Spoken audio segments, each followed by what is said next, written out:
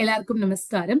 கார்த்திகை மாசத்துல கார்த்திகை நட்சத்திரத்துல அவதரித்த திருமங்கை ஆழ்வார் அவரை பத்தி சொல்லணும்னா மேடம் சொன்ன மாதிரி நிறைய சொல்லிண்டே போலாம். திருமங்கை ஆழ்வார் எல்லாருக்கும் கொஞ்சம் இளைய அப்படின்னு சொன்னா கூட அவர் பண்ணின பணிகள் தான் ரொம்ப ஜாஸ்தியானதாக இருக்கு. அவர் 12 ஆழ்வார்கள்ல திருமங்கை ஆழ்வார் மட்டும்தான் நிறைய பெருமாள் திருத்தலங்களை மங்களாசாசனம் பண்ணியிருக்கார் அப்படிங்கிறது. எல்லா ஆழ்வாரும் பண்ணியிருந்தா கூட இவரால மங்களாசாசனம் பண்ணப்பட்ட திருத்தலங்கள் ரொம்பவே ஜாஸ்தி இருக்கு. இவர் பெரிய திருமொழி, திருக்குறுந்தாண்டகம், திருநெடுந்தாண்டகம், திருவெழுக்கூற்றிருக்கை, சிறிய திருமடல், பெரிய திருமடல், இந்த மாதிரி இருக்கக்கூடிய திவ்ய பிரபந்தங்கள்ல 1253 பாசுரங்களை இவர் கொடுத்திருக்கார் திருமங்கை ஆழ்வார்.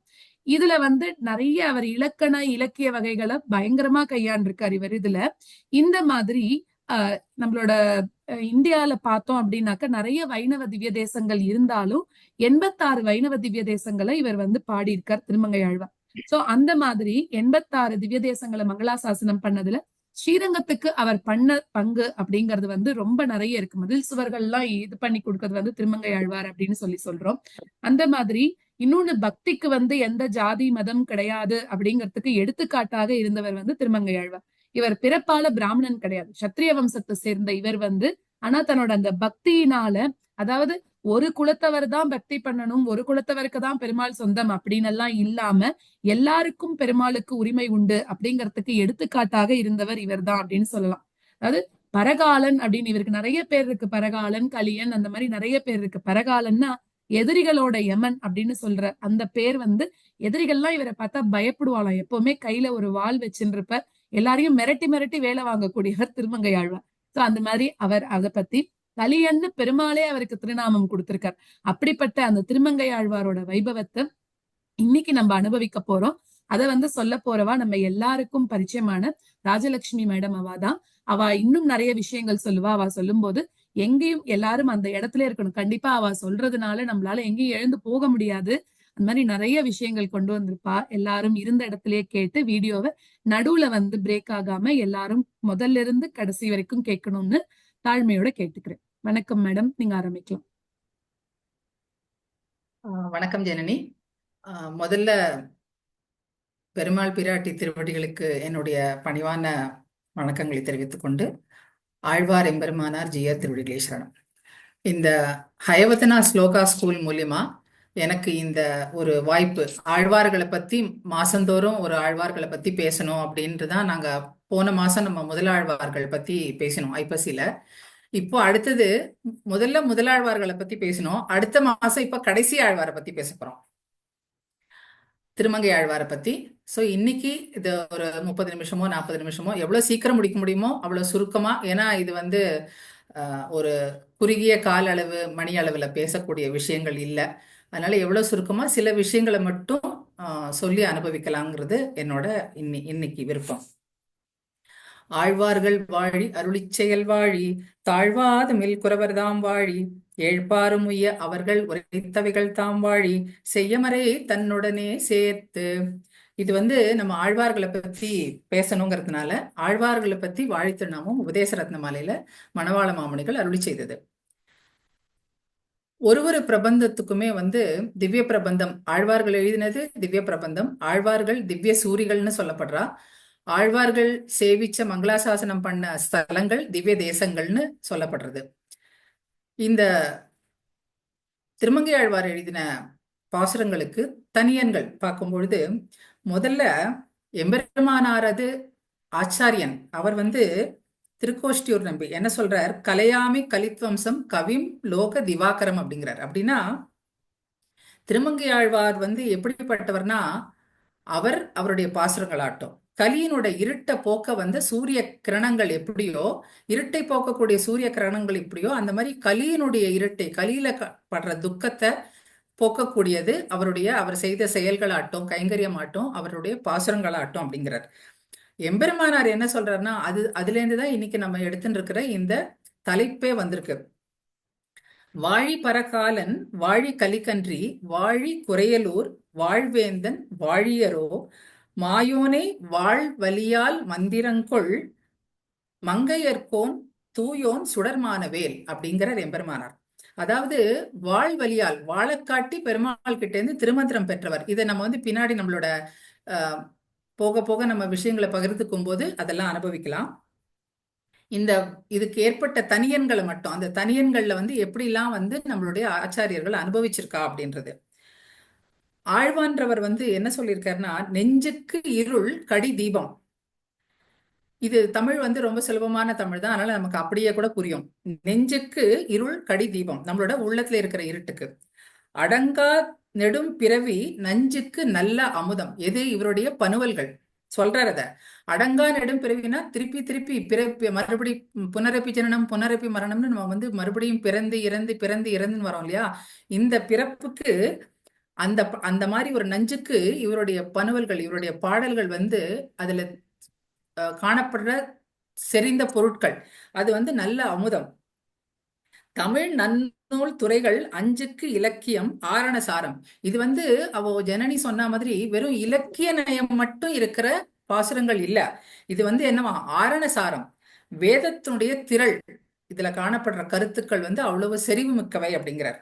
பரசமயம் பஞ்சு கனலின் பொறி. அதாவது வேதத்தை தப்பா அர்த்தம் சொல்லக்கூடிய பிற சமயங்கள் இருக்கு இல்லையா, பரசமயங்கள், அதெல்லாம் ஒரு பஞ்சு மாதிரி. அதுக்கு வந்து இவருடைய பாசுரங்கள், இவர் எதிர்வாதமிட்டதோ இல்லை இவருடைய பாசுரங்கள்ல சொல்லப்படுற செறிவு கருத்துக்கள் வந்து கனல் பொறி மாதிரியாம். பரகாலன் பனுவல்களே, இதெல்லாம் எதுல இருந்து தெரியுது? பரகாலன் பனுவல்கள் இத்தனை விஷயத்த பண்றது. இப்ப நம்ம பார்த்த அத்தனையும் எதனால நமக்கு தெரியறதுன்னா, இதை செய்யறது வந்து பரகாலனுடைய பனுவல்கள் அப்படின்னு ஆழ்வான் வந்து அனுபவிக்கிறார். இப்ப நம்ம வந்து ஆழ்வாரை பத்தின விஷயத்துக்கு போறதுக்கு முன்னாடி, திருமங்கை ஆழ்வாருக்குன்றது சில ஒரு ஒரு ஆழ்வாருக்கும் ஒரு ஒரு சிறப்புகள்னு இருக்கும். திருமங்கை ஆழ்வாருக்கு என்ன சிறப்புகள் பார்த்தோம்னா, இவர் வந்து சாதாரணமா நம்ம ஆழ்வார்களோட சரித்திரங்கள் எல்லாம் பார்க்கும் பொழுது அவள்லாம் வந்து பக்தி மயத்துல, ஆழ்வார்கள்னாலே நம்ம பார்த்தோம் பகவானுடைய குணசாகரத்துல ஆழ்ந்து அனுபவிக்கக்கூடியவர்கள் அப்படின்னு பார்த்தோம். ஆனா இவர் வந்து பெருமாள் கிட்டேந்து முதல்ல அந்த மந்திரோபதேசமே இவர் எப்படி பண்ணிட்டாராம், சாந்தமா பவ்யமா பணிஞ்சு அப்படிலாம் வாங்கிக்கலாம். வாழை காட்டி மிரட்டி எனக்கு கொடுக்குறியா இல்லையா அப்படிங்கிற மாதிரி வாழ் காட்டி மிரட்டி வாங்கினார் அப்படின்றது. அது மட்டும் இல்ல, அதாவது நம்ம சொல்லுவோம் இல்லையா, கான்ட்ரடிக்ஷன் சொல்லுவோம். அதாவது மென்மையும் இருக்கும் வீரமும் இருக்கும். அதாவது ஒரு தலைவனுக்கு வந்து கருணையும் இருக்கணும் வீரமும் இருக்கணும். அப்பதான் வந்து வீரம் இருந்தாதான் அவன் வந்து பகைவர்களை வெல்ல முடியும். அதாவது கெடுதலான விஷயங்களை தீய விஷயங்களை எதிர்க்க முடியும். அதே சமயத்துல கருணையும் இருந்தாதான், பகவானுக்கு சொல்லும் பொழுதும் அப்படிதான் சொல்லுவோம், கருணையும் இருந்தாதான் அவனால காப்பாற்றவும் முடியும். சோ மனசு இலகியும் இருக்கணும், அதே சமயத்துல அதுல துணிவும் இருக்கணும். அந்த மாதிரி இவர் வந்து கொள்ளை, போர், அப்புறம் வந்து படைக்கலன்கள், அவரோட சீடர்கள் இவாளெல்லாம் எடுத்துட்டு போய் இதெல்லாம் என்ன பண்ணார்? இதெல்லாம் எடுத்துட்டு அன்னதானம் பண்ணார், நிறைய கோவில் திருப்பணிகள் பண்ணார். இதெல்லாம் வச்சு, அதாவது அதுக்கான வழிமுறைகள் வேற மாதிரி கடைபிடிச்சார். ஆனா செஞ்ச காரியங்கள், அதனால வந்த அவர் கொள்ளையடிச்சதுல இருந்து வந்த பணத்தையோ பொருளையோ வந்து எதுக்கு செலவிட்டார்னா அன்னதானம் பண்றதுக்கும் திருப்பணிகளுக்கும் செலவிட்டார். நம்ம முன்னாடியே பார்த்த மாதிரி இவர் வந்து கடைக்குட்டி ஆழ்வார் அப்படின்னு பார்த்தோம். அப்புறம் இவரோட இதுல ஒரே ஒரு விசேஷம் என்னன்னா, எல்லா ஆழ்வார்களும் நம்ம வந்து இப்ப எந்த கோவில்ல போனாலுமே உற்சவ காலங்கள்லாம் போனோம்னா ஆழ்வார்களை வந்து ஏழை பண்ணியிருக்கும் பொழுது, எழுந்தருளை பண்ணியிருக்கும் பொழுது எல்லா ஆழ்வார்களும் அவளுக்கு ஒரு ஒரு, இப்ப தொண்டரடி பொடியாருன்னா கையில வந்து ஒரு பூக்குடையோட, அந்த மாதிரி ஒரு ஒரு ஆழ்வாருக்கு ஒரு ஒரு அடையாளம் இருக்கும். அதே மாதிரி திருமங்கை ஆழ்வாருக்கும் வேல் நமக்கு தெரியும். ஆனா இவர் ஒத்தர் தான் தம்பதி சமேதரா இருப்பார். குமுதவல்லி நாச்சியாரோட சேர்ந்து திருமங்கை ஆழ்வார் இருப்பார். இவர் நமக்கு காட்டி கொடுக்கறது என்னன்னா, எந்த ஒரு நற்பணிகளா இருக்கட்டும், எந்த ஒரு திருப்பணிகளா இருக்கட்டும், அது வந்து தம்பதி சமேதரா செய்யும் பொழுது, அதாவது ஒரு கிரகஸ்தாசிரமத்துல தம்பதி சமேதரா செய்யும் பொழுது அதுக்கு இன்னும் மதிப்பு அதிகம். அப்படிதான் செய்யணும்ன்றது நமக்கு சொல்லி கொடுத்துருக்கா, அப்படிதான் நமக்கு காமிச்சும் இருக்கு. அதே மாதிரி இவர் ஒருத்தர் தான் வந்து தம்பதி சமேதரா வந்து கைங்கரியங்கள்ல ஈடுபட்டவர். அடுத்தது என்னன்னா, நம்மாழ்வார் வந்து 4 வேதங்கள் எழுதினார் பார்த்தோம். 4 வேதங்களுக்கு சமமான 4 பிரபந்தங்கள் எழுதினார். ரிக்யஜுர் அதர்வண சாமவேதம். இவர் என்ன பண்ணார்னா, எப்படி 4 வேதங்களுக்கு 6 அங்கங்கள் சொல்லுவோம். என்னென்ன சொல்லுவோம்? சிக்ஷா, வியாக்கரணம், கல்பம், சந்தஸ், நிருப்தம், ஜோதிஷம்னு 6 அங்கங்கள் வேதங்களுக்கு சொல்லப்படுறது. இந்த 6 அங்கங்கள் எப்படி வேதம் 4 வேதத்துக்கு 6 அங்கங்கள் இருக்கோ, அதே மாதிரி நம்மாழ்வார் எழுதின 4 பிரபந்தத்துக்கு அங்கங்களா 6 பிரபந்தங்கள் பண்ணார். அது என்னென்னங்கிறத ஜனனி வந்து இன்ட்ரடக்ஷன்லயே சொன்னான். பெரிய திருமொழி, அதுக்கப்புறம் வந்து திருக்குறுந்தாண்டகம், திருவழுக்கூற்றிருக்கை, சிறிய திருமடல், பெரிய திருமடல், திருநெடுந்தாண்டகம். இந்த வரிசையில அவர் வந்து பாசுரங்கள் பிரபந்தங்கள் பண்றார். சோ 6 பிரபந்தங்கள் பண்றார். அதுக்கப்புறம் எல்லாரும் வந்து வைணவ சம்பிரதாயத்துல இருக்கும் பொழுது நம்ம என்ன பண்ணுவோம்னா புற சமயங்களை வந்து எதிர்க்கிறோம் இல்லையா? ஆனா இவரை பார்த்தேன்னா திருஞான சம்பந்தரோட ஒரு சிநேகமா இருந்துட்டு வாதப்போர்ல அவரோட ஈடுபட்டு வாதத்துல ஜெயிச்சதுனால இவர் கையில இருக்கிற வேல் வந்து திருஞான சம்பந்தர் கொடுத்த வேல். அதாவது ஒரு கல்வியில வந்து ஆழ்ந்திருக்கிறவளுக்கு வந்து அடுத்த, அதாவது இனம் இனத்தோடு சேரும் சொல்றோம் இல்லையா? அந்த மாதிரி அந்த படிச்ச கல்வி கவி பாடுபவர்கள் வந்து அடுத்த அந்த திறன் உள்ளவர்களை வந்து அவ அன்னைக்கு அந்த காலத்துல மதிப்பு கொடுத்து சமமா நடத்தின்னு இருந்தா. அதை வந்து நம்ம வந்து பின்னாடி சேவிப்போம். திருஞான சம்பந்தருக்கும் திருமங்கை ஆழ்வாருக்கும் இருந்த ஒரு சம்பந்தம். அதை வந்து அதுல திருஞான சம்பந்தர் இவரை போற்றி இவருக்கு வந்து தன் கையில இருந்த வேலை வந்து இவருக்கு பரிசா கொடுக்கிறார். அப்புறம் இவர் பாடின பிரபந்தங்கள் பார்த்தோம். இப்படி திருமங்கை ஆழ்வாருக்குன்னே சில சிறப்புகள் இருக்கு. இன்னொரு சிறப்பு என்னன்னு பார்த்தோம்னா ஒரு ஆழ்வார்கள் வந்து விபவாவதாரத்துல ஈடுபட்டவா இருக்கா, வியூக அவதாரத்துல ஈடுபட்டவா இருக்கா, அந்தர்யாமியா வந்து பெருமாளை சேவிச்ச ஆழ்வார்கள் இருக்கா. ஆனா இவர் ஒருத்தர் தான் வந்து அர்ச்சா திருமேனிக்குன்னே வந்து தன்னோட வாழ்நாளை மொத்தமா கழிச்சுண்டவர். அதாவது தன்னோட வாழ்நாள்ல அவர் எப்ப திருத்தி பணிக்கொள்ளப்பட்டாரோ அந்த நிமிஷத்துல இருந்து பகவானுடைய அருளால இவர் வந்து அர்ச்சா திருமேனியில இருக்கிற பெருமாளை தான் வந்து தேடி தேடி கோவில் கோவிலா போய் பெருமாளுக்கு மங்களாசாசனம் பண்ணவர். பார்த்தோம்னா 108 திவ்ய தேசங்கள் சொல்றோம் இல்லையா? அதுல திருமங்கையாழ்வார் மட்டுமே பாடின திவ்ய தேசங்கள் எடுத்துனோம்னா 47 திவ்ய தேசங்கள். வேற யாரு ஆழ்வார்களும் பாடல. அப்போ மீதி 61 தான் வந்து மற்ற ஆழ்வார்கள்லாம் சேர்ந்து பாடினது. சோ 108ல வந்து 47 திவ்ய தேசங்கள் வந்து திருமங்கை ஆழ்வாரால மட்டுமே மங்களாசாசனம் பண்ணப்பட்ட திவ்ய தேசங்கள். இப்போ இதுல வந்து திருமங்கை ஆழ்வாரோட வாழ்க்கை அவர் எப்படி வந்து ஒரு சாதாரண மனுஷன் ஆழ்வாரானார், என்னென்ன பண்ணார்னு அவருடைய வாழ்க்கை சரித்திரத்தை வந்து கொஞ்சம் வேற விதமா அனுபவிக்கலாமோ அப்படின்னு தோணித்து. ஏன்னா இவர் வந்து இவ்வளவு திவ்ய தேசங்கள்ல இவ்வளவு பெருமாளை மங்களாசாசனம் பண்ணியிருக்கும் பொழுது எல்லா திவ்ய தேசத்தையும் எடுத்து நம்மளால இந்த குறுகிய காலத்தை சொல்ல முடியாது. சோ அவரோட வாழ்க்கையோட இணைந்த சில ஸ்தலங்கள், அதுல சிலது திவ்ய தேசங்கள் கிடையாது. அதனால அந்த ஸ்தலங்களை பத்தி அந்த கஷேத்திரங்களை பத்தி சேர்த்து சேர்த்து அனுபவிக்கலாம் அப்படின்ற ஒரு அந்த வழியில நம்ம எடுத்துருக்கோம். ஸோ அப்படியே நம்ம டிராவல் பண்ற மாதிரி. அவர் முதல்ல பிறந்த இடம் எது, அவரை திருவாவதாரம் பண்ண இடம் எதுன்னு பார்த்தோம்னா இதுல வந்து நம்ம சேவிக்க போற சில கஷேத்திரங்கள் என்னென்னு பார்த்தோம்னா அவர் பிறந்த இடம் திருக்குறையலூர். அப்புறம் வந்து அவர் குமுதவல்லியை சந்திச்ச இடம் திருவெள்ளக்குளம் அப்படிங்கிற அண்ணன் கோவில், இது திவ்ய தேசம். அப்புறம் அவர் எங்க அன்னதானம் பண்ணார், மங்கை மடம்ங்கிற இடத்துல. அதுக்கப்புறம் வந்து திருவாலி திருநகரி அவரோட வாழ்வோட பிணைந்தது. அங்கதான் அதுக்கு நடுவுல இருக்கிற இடத்துலதான் வேதராஜபுரம்ங்கிற இடத்துல வந்து திருமணங்கொல்லைன்னு சொல்லுவோம். அங்கதான் அவருக்கு திருமந்திர உபதேசம் கிடைச்சது. அதுக்கப்புறம் திருஞான சம்பந்தர்கிட்ட இருந்து அவருக்கு வேல் கிடைச்ச இடம் இல்லையா, அது சீர்காழி, இதுவும் திவ்ய தேசம்தான். அதுக்கப்புறம் அவருடைய இறுதி காலம் அது வந்து திருக்குறுங்குடி. அப்புறம் ஸ்ரீரங்கம், அது அவர் ஸ்ரீரங்கத்தை பத்தி நான் பெருசா இங்க சொல்ல போறது, ஏன்னா அது வந்து எல்லாருக்கும் தெரிஞ்ச விஷயம். சோ இந்த திவ்ய தேசங்கள், இந்த கஷேத்திரங்கள்லாம் வந்து இவரோட வாழ்க்கையோட எப்படி சம்பந்தப்பட்டிருக்கு அப்படிங்கறத வந்து சேர்த்து சேர்த்து அனுபவிப்போம். இப்போ இதுல நான் இந்த சொன்ன சில ஸ்தலங்கள் வந்து இது வந்து பஞ்ச நரசிம்ம கஷேத்திரம் அப்படின்னு கூட சொல்லுவாங்க. இப்ப நமக்கு நவ நரசிம்மர் தெரியும், அகோபுரம் பக்கத்துல நவ நரசிம்மர் பாக்குறோம். அதே மாதிரி இங்க பஞ்ச நரசிம்ம கஷேத்திரம் அப்படிங்கிறது வந்து இங்க வந்து இப்ப சொன்ன ஊர்கள்ல 5 நரசிம்மரை நம்ம சேவிப்போம். முதல்ல திருக்குறையலூர். இந்த திருக்குறையலூருங்கிறது எங்க இருக்கு, தஞ்சை மாவட்டத்துல. இதுதான் வந்து திருமங்கை ஆழ்வார் நீலன்கிற பெயர்ல பிறந்த இடம், அவருடைய அவதார ஸ்தலம்னு சொல்லலாம். இது வந்து திருநகரி பக்கத்துல குறையலூருங்கிற இடத்துல இருக்கு. இது சோழ நாட்டை சேர்ந்தது. அந்த நாட்டுல இந்த சோழ தேச மன்னனுக்கு படைத்தலைவனா கள்ளர் மரபுல இருந்த ஒரு சேனாதிபதி இருந்தான். அந்த சேனாதிபதிக்கு ஒரு நல வருஷம் வந்து கார்த்திகை மாசம் கார்த்திகை நட்சத்திரத்துல ஒரு வியாழக்கிழமையில ஒரு குழந்தை பிறக்கிறது. அந்த குழந்தை வந்து பிறந்த உடனே கருநீலமா, அதாவது 2 கண்கள் நம்ம இப்ப சொல்லணும்னா டார்க் காம்ப்ளெக்ஷன் அப்படின்னு சொல்லலாம். அந்த மாதிரி இருக்கவே அவனுக்கு வந்து நீலன் அப்படின்னு பெயர் வைக்கிறான். அதுதான் அவருடைய இயற்பெயர். பெற்றோர்கள் இட்ட பெயர் அப்படின்னு சொன்னோம்னா நீலன் அப்படின்னு வைக்கிறான். குரு பரம்பரா பிரபாவத்துல எல்லாம் என்ன சொல்லியிருக்குன்னா, இவருடைய அவதாரங்கள், அதாவது நம்ம வந்து சரித்திர ஆராய்ச்சியாளர்கள் சொல்ற ஆழ்வார்கள் காலகட்டம் வேற, குரு பரம்பரா பிரபாவத்துல சொல்ற காலகட்டம் வேற. நம்ம வந்து அந்த ஆராய்ச்சிக்குள்ள இப்ப போக போறதுல, வெறுமை நம்ம தெரிஞ்சுக்கிறதுக்கு, விஷய ஞானத்துக்கு மட்டும். கிமு 2716ஆம் ஆண்டு திருமங்கை ஆழ்வாரோட பிறப்பு அப்படின்னு நமக்கு காண்பிக்கப்பட்டிருக்கு, ஒரு நல வருஷம் அப்படின்னு சொல்லிட்டு. அப்ப இப்ப இன்னி தேதியில இருந்து பாத்துக்கோங்க எவ்வளவு வருஷம் பின்னாடி அவர் பிறந்திருப்பார் அப்படின்றது. அவர் வந்து நீலன்று இருந்தார். அவர் வந்து அவர் தந்தைக்கு அப்புறம் அவர் வந்து அதே இதுல படை தளபதி ஆற. அவர் வந்து விற்போர், வாட்போர், குதிரை இதுல குதிரை ஏற்றம், யானை ஏற்றம், இதெல்லாம் வந்து ரொம்ப சிறந்த போர் பயிற்சிகள் பல பெற்றவர், சிறந்த வீரர்னு சொல்லலாம்.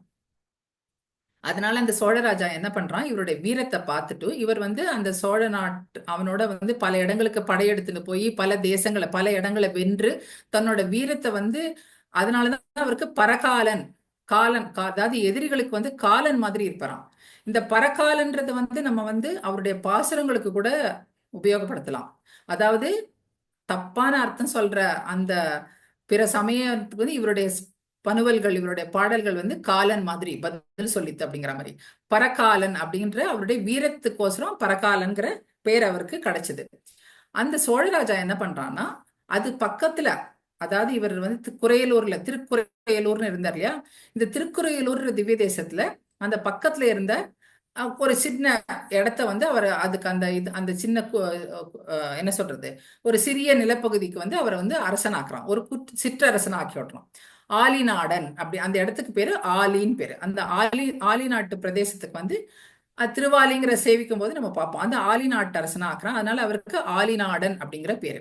இப்ப குறையலூர் அப்படின்னா அதுக்கு ஒரு விசேஷம் சொல்லுவா, அதாவது குறை இல் ஊர், குறைகளே இல்லாத ஊர், குறைவில் ஊர். அதாவது இந்த ஊர்ல இருக்கிறவாளுக்கு குறைகளே எதுவும் வராதாம். அப்படிப்பட்ட ஒரு மங்களகரமான ஒரு நல்ல கஷேத்திரம் அது குறையலூர்கிறது. அங்கதான் வந்து இவர் நீலனும் அவதாரம் பண்றார். இங்க இருக்கிற பெருமாள், நான் பஞ்ச நரசிம்ம கஷேத்திரம் சொன்னேன் இல்லையா, இந்த குறையலூர்ங்கிற இடத்துல திருக்குறையலூர், இங்க வந்து உக்ர நரசிம்மர், ஸ்ரீதேவி பூதேவியோட உக்ர நரசிம்மர் இங்க வந்து ஒரு திருக்கரம் வந்து நமக்கு அபயம் அளிக்கிற மாதிரி அபயஹஸ்தம், இன்னொரு திருக்கரம் எப்படி இருக்கும்னா உக்ர நரசிம்மர் தான், ஆனா வான்னு கூப்பிடுற மாதிரி இருக்குமா. அப்போ இவர் இவ்வளவு கோபமா இருக்காரு, இவர்கிட்ட எப்படி போறது அப்படின்னு வந்து பக்தர்கள் எல்லாம் தயங்க வேண்டிய அவசியமே இல்லை. அவர் வந்து ஸ்ரீதேவி பூதேவியோட இருக்கார். உக்ர நரசிம்மர்னா யாரு, அந்த பிரகலாதனுடைய தந்தைய வந்து வதம் பண்ணவன பிரகலாதனுக்கோசரம், பத்துடைய அடியவருக்கு எளியவன் பிறருக்கு அரிய வித்தகன் சொல்றோம் இல்லையா, அதே மாதிரி அவரும் உக்ர நரசிம்மரா அங்க இருந்தா கூட அவர் வந்து அன்பர்களை பக்தர்களை வந்து நீங்க வாங்கோ, என கண்டு பயப்படாதீங்கோ அப்படிங்கிற மாதிரி. சோ நம்ம அவருடைய அடியவர்களா இருக்கும்போது நம்ம எல்லாம் வந்து ஹிரண்யாட்சகனோ ராவணனோ அந்த மாதிரி அசுரத்தனம் நம்ம கிட்ட இல்லைன்னா நம்ம வந்து பெருமாளை பார்த்து பயப்பட வேண்டிய அவசியமே இல்லை. இப்படி இந்த முதல் நரசிம்மர், நம்ம பார்க்க போற 5 நரசிம்மர்ல முதல் நரசிம்மர் உக்ர நரசிம்மர் திருக்குறையலூர்ல சேவிச்சுக்கிறோம். அங்கேருந்து இவன் வந்து இந்த நீலன் வந்து ஆலிநாட்டுக்கு அரசரானான்னு சொன்னோம் இல்லையா, அடுத்து நம்ம சேவிக்க போற இடம் வந்து திருவெள்ளக்குளம் அப்படிங்கிறது. வந்து இந்த திருவெள்ளக்குளத்துக்கு இன்னொரு பேர் சொன்னேன்னா எல்லாருக்குமே புரியும், அண்ணன் கோயில். இது வந்து ஒரு திவ்ய தேசம் தான் அது. நம்ம வந்து இந்த அண்ணன் கோயிலோட இந்த திருவெள்ளக்குளத்தோட திருமங்கையாருக்கு என்ன, திருமங்கையாழ்வாருக்கு என்ன சம்பந்தம் அப்படின்னு பார்த்தோம்னா அப்ப தெரியும். இது வந்து எங்க இருக்குன்னா சீர்காழிக்கு பக்கத்துல இருக்கிற ஒரு திவ்ய கஷேத்திரம் இது. இந்த திருவெள்ளக்குளம் அப்படிங்கிறது வந்து என்னாச்சுன்னா, ஸ்வேதம், வெள்ளைனா ஸ்வேதம், அதுக்கு ஒரு கதை இருக்கு. அந்த கதைக்குள்ள இப்ப நான் போக போறது இல்ல. அதனால அதுக்கு வந்து அந்த புஷ்கரணிக்கு பேரு ஸ்வேத்த புஷ்கரணின்னு பேரு. சோ அது வந்து தமிழ்ல வந்து திரு வெள்ளைக்குளம் அப்படின்றது ஆகி இப்போ வந்து நமக்கு வழக்குல வந்து திருவெள்ளக்குளம் அப்படின்னு மாறி போயிடுது. இப்ப இவருக்கு அண்ணன் கோவில்னு எப்படி பேர் வந்தது அப்படின்னு பார்த்தோம்னா, இங்க வந்து திருமங்கையாழ்வார் என்ன பண்றாருன்னா, இந்த ஊர்ல திருப்பதி திருமலையில இருக்கிற திருவேங்கடநாதனை தான் இந்த இந்த ஸ்தலத்துல அவர் சேவிக்கிறார். இந்த ஸ்தலத்து பெருமாளுக்கும் அதுதான் பேரு. இந்த திருப்பதி ஸ்ரீனிவாசனுக்கு வந்து இவர் முதல்ல திருப்பதி ஸ்ரீனிவாசனை வந்து மங்களாசாசனம் பண்ணும்பொழுது அவரை அண்ணன் அப்படின்னு கூப்பிடுறாரு ஒரு பாசுரத்துல. அந்த பாசுரம் என்னன்னா, கண்ணார் கடல் சூழ் இலங்கை இறைவன் தன் திண்ணாகம் பிளக்க சரஞ்சல உய்த்தாய் விண்ணோர் தொழும் வேங்கட மாமலை மேய அண்ணா அடியே நிடரை களையாயே அப்படிங்கிறார். அண்ணா அடியே நிடரை களையாயே அப்படின்னு திருவேங்கடவனுக்கு முதல்ல அண்ணான்னு சொல்றார். அங்க சேவிச்சுட்டு அப்புறம் மத்த எந்த திவ்ய தேசத்திலையும் அவர் பெருமாளை அண்ணான்னு கூப்பிடவே இல்லை. திருப்பி இந்த திருவள்ளக்குளத்துல இங்க பெருமாளை சேவிக்கும் போது திருப்பியும் இங்க என்ன சொல்றார்? தின்னார் மதிழ்சூழ் திருவெள்ளக்குளத்துள் அண்ணா அடியே நிடரை களையாயே அப்படிங்கிறார் திருப்பியும். அப்போ ஏற்கனவே அண்ணான்னு அவருக்கு சொல்லிட்டார். இப்ப இங்க வந்து இங்கதான் அவருடைய இடர் களையப்படுறது, அது நம்ம பார்ப்போம். அதனால அண்ணா, அவருக்கும் அண்ணா அப்படின்றதுனால இது அண்ணன் கோவில் அப்படின்னே சொல்லப்பட்ட வழக்குல வர வர ஆரம்பிச்சுடுத்து. அதனாலதான் வந்து திருப்பதி போய் வந்து திருவேங்கடமன் திருமலை போக முடியாதவா வந்து இங்க வந்து அண்ணன் கோவில்ல வந்து பெருமாளை சேவிக்கலாம் அப்படிங்கிற ஒரு வழக்கம் இன்னி வரைக்கும் இருக்கு. அது மட்டும் இல்ல, நம்ம திருப்பதியில பார்த்தோம்னா திருமலையில பெருமாள் இருக்காரு. தாயார் வந்து கீழே திருச்சானூர்ல இருக்கா, தனித்தனியா தான் இருக்கான். மேல திருமலையில நீங்க தாயாரை சேவிக்க முடியாது. அந்த குறை போக இந்த இடத்துல வந்து பெருமாளும் தாயாரும் வந்து ஒன்னா சேவிக்க முடியும். நம்மாழ்வார் என்ன பண்ணார்? அலர்மேல் மங்கை உரைமார்பா அப்படின்னு நம்மாழ்வார் பாடுறாரு. இங்க திருமங்கை ஆழ்வார் வந்து பூவார் திருமகள் புல்கிய மார்பா அப்படின்னு பாடுறார். அதாவது அந்த ஸ்ரீனிவாசனையும் பத்மாவதி தாயாரையுமே தான் அவர் இங்க சொல்றார், இங்க பாடுறார். இந்த ஊர்ல வந்து மூலவரோட பேர் வந்து அண்ணன் பெருமாள் அப்படின்னு தான் பேரு. தாயார் பேர் வந்து அலர்மேல் மங்கை. எந்த இடத்துல? திருவெள்ளக்குளம். இந்த திருவெள்ளக்குளம் எப்படி சம்பந்தப்படுறதுங்கிறது நம்ம பார்க்க போறோம். இது வந்து இங்க தாயார் வந்து அலர்மேல் மங்கை, உற்சவர் பேர் வந்து ஸ்ரீனிவாச பெருமாள், உற்சவர் தாயார் பேர் வந்து பத்மாவதி தாயார் இல்லைன்னா பூவார் திருமகள். இப்ப நமக்கு புரியறதா திருப்பதிக்கும் திருமலை திருப்பதிக்கும் இங்க அண்ணன் கோவிலுக்கும் இருக்கிற சம்பந்தம் பெருமாளோட இதுல. இங்க வந்து காட்சி வந்து அந்த ஸ்வேதன்ற அந்த கதை நான் எடுக்கல. இப்போ ஸ்வேதன்ற ஒரு ராஜகுமாரனுக்கும் அதுக்கு அவனுக்கு காட்சி தரார். இது வந்து இங்க என்னன்னா, இது நான் சொன்னேன் இந்த சேத்திரத்துல அந்த திருவெள்ளக்குளம் இருக்கு சொன்னேன் இல்லையா, ஸ்வேத புஷ்கரணின்னு. இந்த ஸ்வேத புஷ்கரணில குமுத மலர்கள் நிறைய இருக்கும். இந்த குமுத மலர்களை வந்து பறிச்சுன்னு போறதுக்கோசரம் தேவலோக பெண்கள்லாம் இங்க இந்த புஷ்கரணிக்கு அடிக்கடி வர்றது வழக்கமா. அப்படி ஒரு சமயம் வந்து தேவலோக பெண்கள்லாம் வந்த போது அவளுக்கு ஒரு காலக்கெடு இருக்கு. ஒரு மானிடர் பார்க்க கூடாது, அதுக்கப்புறம் அவ புஷ்பத்தை பறிச்சுட்டு ஒரு காலகட்டத்துக்குள்ள அவ வந்து திரும்பி தேவலோகம் போயிடணும் அப்படின்னு. அந்த மாதிரி ஒரு சமயத்துல ஒரு தேவலோக பெண், காலம் கடந்திருக்கலாம், மானிடர் ஏதோ ஒரு கால கடத்தல் ஏற்பட்டதுனால அவ என்ன பண்ணிடுறான்னா அந்த பொய்கையிலேயே குமுத மலரோட தனியா அங்க நிக்க வேண்டிய ஒரு சந்தர்ப்பம் அவளுக்கு ஏற்பட்டது. அதனால அவள் திருப்பியும் தேவலோகத்துக்கு போக முடியாத ஒரு நிலை. அப்போ அவளை வந்து பார்த்துட்டு அந்த ஊர்ல இருந்த ஒரு மருத்துவர் வந்து அவளை அழிச்சுன்னு போய் அவளை வளர்த்துன்னு வர்றார். ஆனா அவ தேவலோக பெண்ணானதுனால எப்படி இருப்பான்னா பாக்குறதுக்கு அவ்வளோ சௌந்தரியம்னா, அழகுனா அவ்வளவு சொற்ற அழகுன்னு அந்த மாதிரி இருப்போம். அப்போ யார் பார்த்தாலுமே வந்து மயக்கும் அழகுன்னு சொல்லுவோம் இல்லையா.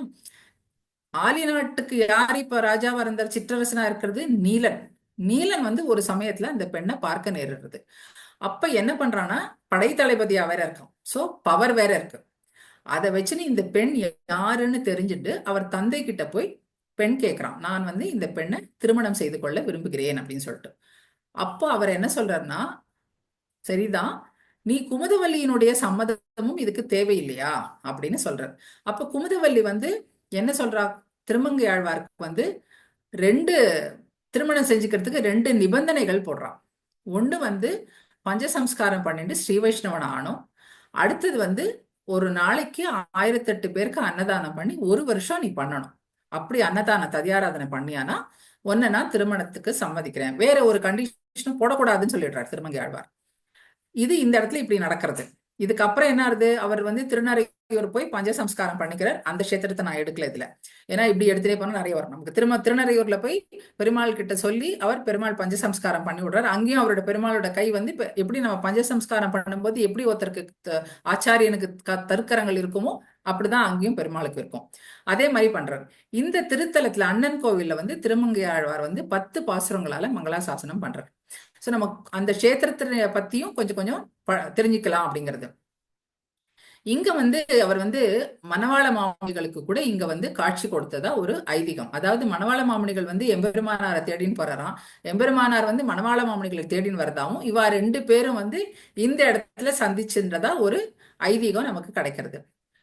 திருமலை திருப்பதிக்கும் இங்க திருவள்ளகுளத்துக்கும் அண்ணன் கோவிலுக்கும் என்ன சம்பந்தம் இருந்ததுன்னு நம்ம பார்த்தோம். இந்த இடத்துல தான், இந்த கஷேத்திரத்துல தான் வந்து அவ குமுதவல்லியை சந்திக்கிறார்.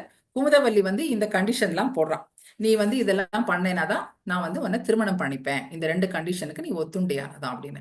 இப்ப இந்த கண்டிஷன் எங்க போய் திருநறையூர்ல போய் பஞ்சசம்ஸ்காரம் பண்ணின்னு வந்துட்டார். அடுத்தது என்ன, 1 வருஷ காலத்துக்கு 1008 பேருக்கு அன்னதானம் பண்ணணும். என்னதான் படைத்தளபதியா இருந்தாலும் எவ்வளவு செல்வம் இருக்கும்? ஒரு நாளைக்கு 1008 பேருக்கு போடணும்னா அதுக்கு செல்வம் வேணும், தனதானியங்கள் வேணும். என்ன பண்ணுவார்? இவர் நாட்டு அரசனா இருக்கிறதுனால கொஞ்சம் கொஞ்சமா வந்து கொஞ்சம் சேமிப்புல இருந்து கொஞ்சம் எடுத்துக்கிறார். இப்படி போயிட்டே இருக்கும்போது இது எந்த இடத்துல பண்றாருன்னா, அந்த ஊருக்கு பக்கத்துலயே மங்கை மடம் அப்படின்ற ஒரு இடத்த இவர் இவர் அந்த இடத்துக்கு பேரு இப்ப மங்கை மடம்னு பேரு. அந்த இடத்துல ஒரு மண்டபம் கட்டி அந்த இடத்துல இவர் வந்து திருவாராதனம் ஒரு ஒரு ஒரு ஒரு நாளைக்கும் 1008 பேருக்கு பண்ணின்னு வர்றார். இது இப்படி நடந்துட்டு இருக்கும்பொழுது என்ன ஆகுதுன்னா, இவருக்கு அந்த பணத்தட்டுப்பாடுனால ஒரு காலகட்டத்துல என்ன பண்றார், ராஜாவுக்கு கப்பம் கட்ட வேண்டிய அந்த ராஜாவோட பணத்துல இருந்து களவாடுறார். களவாடி அதை களவாடுறேன்னு நான் அந்த பணத்தை எடுத்து அன்னதானத்துக்கு உபயோகம் பண்ணிக்கிறார். அப்ப என்ன ஆகுது, ராஜாவுக்கு கப்பம் கட்ட முடியாது ஒரு விஷயம். ரெண்டாவது விஷயம், அரசனோட அவனோட கஜானாலேருந்து இருக்கிற பணத்தையும் எடுத்து செலவழிக்கிறார். இது வந்து ராஜகுற்றம். சரி, இது எப்படியோ ராஜா காதுக்கு போயிடுறது. அவர் என்ன பண்றார், ஆட்கள் எல்லாம் அனுப்புறார். அனுப்பினா வந்து இவர் தான் பலசாலி ஆயிடுச்சு இல்லையா, அதனால சண்டை போட்டு வந்தவாளெல்லாம் விரட்டி விட்டுறாரு. அப்புறம் ராஜாவே என்ன பண்றான், இவரை வந்து இப்படி ஜெயிக்க முடியாது அப்படின்னு சொல்லிட்டு அவனே வந்து படையெடுத்துன்னு வரான். அப்போ என்ன ஆகுதுன்னா, அந்த ராஜா தானே இவரை வந்து ஒரு சிற்றரசனா ஆக்கினார்.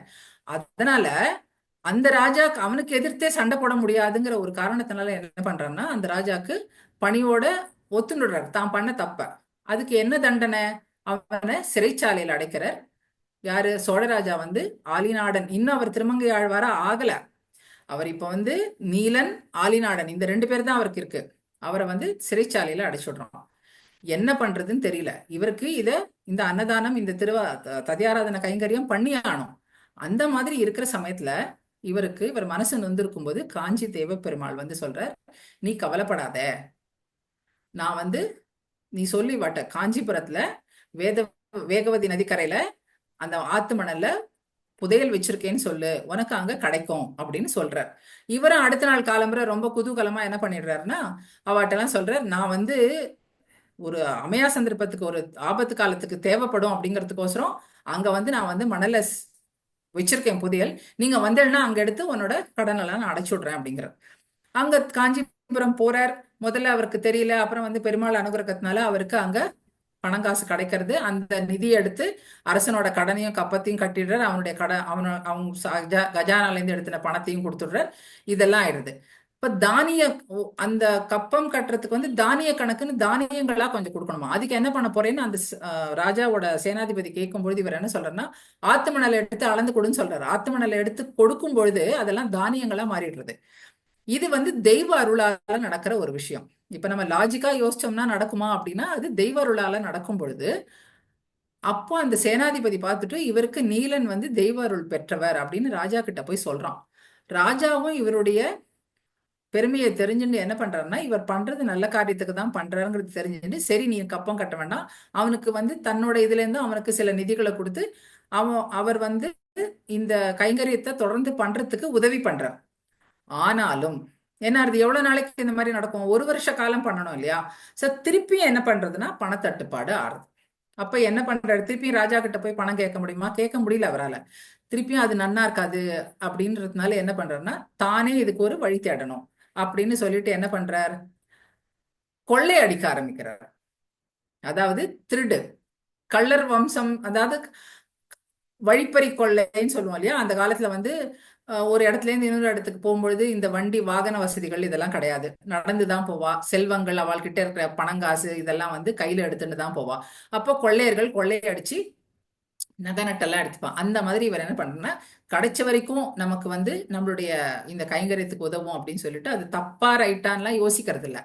அவர் என்ன பண்றாருன்னா, போற வரவாள எல்லாம் வந்து அந்த கொள்ளையடிக்கிறதுக்கோசரம் கொள்ளையடிக்கிறாரு. இவருக்கு 4 பேர், இவருக்கு உதவி பண்ணக்கூடியவா 4 பேர். அவ 4 பேர் எப்படிப்பட்டவான்னா, ஒருத்தனுக்கு நீர்மேல் நடப்பான் அப்படின்னு பேரு.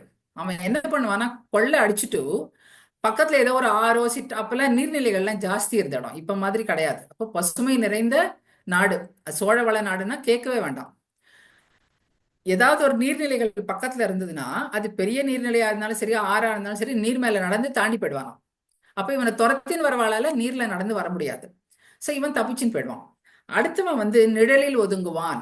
இவன் வந்து கரிய திருமேனியோட இருப்பான், ரொம்ப ஒல்லியா இருப்பான். ஒரு மரத்து நிழல்ல அவன் போய் நின்னான்னா அவன் நிக்கிறதே யாருக்கும் தெரியாதான். அப்படிப்பட்ட ஒரு இவருக்கு இவருக்கு வந்து இவெல்லாம் உதவி பண்ணவா, இவெல்லாம் வந்து அசிஸ்டன்ஸ் யாருக்கு? இந்த ஆலிநாடனுக்கு. அதுக்கப்புறம் தாழூதுவான். அவன் வந்து யாராவது வரா அப்படின்னா, இல்ல ஏதோ ஒரு திருமண கோஷ்டி போறது, இல்லைன்னா ஏதோ ஒரு ஒரு கும்பல் வந்து போயிட்டு இருக்கா ஒரு ஊர்ல இருந்து இன்னொரு ஊருக்கு, நிறைய செல்வங்கள்லாம் எடுத்துன்னு போறான்னா அவன் இண்டிகேஷன் கொடுக்கறது தாழூதுவான்னு. அது மட்டும் இல்ல, அவனுக்கு இன்னொரு ஒரு இது என்னன்னா, பூட்டுகள் எங்கேயாவது பூட்டு இருந்ததுன்னா ஊதிய பூட்டை திறந்துருவானோ, அப்படிப்பட்ட ஒரு திறமை அவனுக்கு. அடுத்தது வந்து தோளா வழக்கன் அப்படின்னு.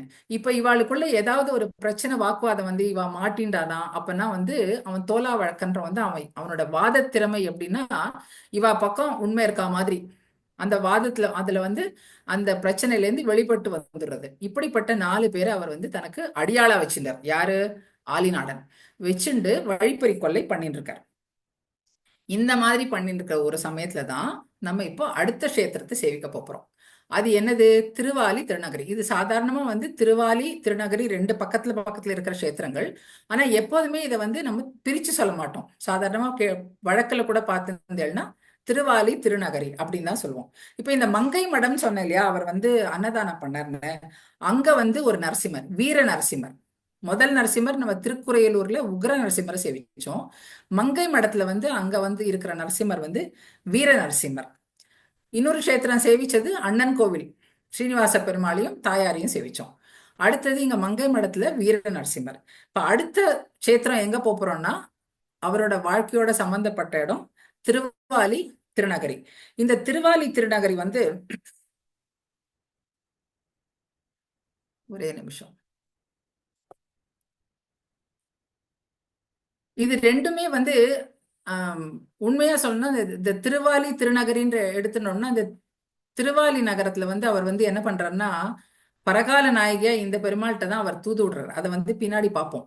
முதல்ல வந்து இந்த கஷேத்திரத்துல, ஏன்னா அவர் வந்து தூவிரிய மலரழுக்கு அப்படின்னு வந்து ஒரு வண்ட தூது விடுற மாதிரி பெருமாளை வந்து பிரிஞ்சிருக்க வயலாளி மணவாளன் அவனை பிரிஞ்சிருக்க முடியாம வந்து நாயகி பாவத்துல பாடுற பாசுரங்கள் இந்த பெருமாள் கஷேத்திர பெருமாளுக்கு. இந்த திருவாலி திருநகரி நம்ம தனித்தனியா பார்க்க மாட்டோம். இது வந்து எங்க இருக்குன்னா, திருவாலிக்கும் திருநகரிக்கும் நடுவுல வந்து கிட்டத்தட்ட ஒரு 3-4 கிலோமீட்டர் தான் டிஸ்டன்ஸ். இது ஆக்சுவலா ரெண்டு ரெண்டு ஸ்தலங்களும் வந்து தனித்தனியான ஸ்தலங்களா இருந்தாலும் ஒன்னான ஸ்தலமா தான் இருக்கு. இப்ப நம்ம திருவாலியை பத்தி கொஞ்சம் சின்னதா பார்ப்போம்னா, திரு ஆலி. ஆலினா என்ன? ஆலிங்கனம். ஆலிங்கனம் பண்றது தானே ஆலின்னு சொல்றோம். சோ இது வந்து ஒரு காலத்துல ஆலி நாடு அப்படின்னு ஒரு சின்ன குறுநில பகுதியா இருந்தது. இந்த நாட்டுக்கு தான் வந்து திருமங்கை மன்னன், அதாவது நீலனை வந்து சோழராஜன் ராஜாவாக்குறான்.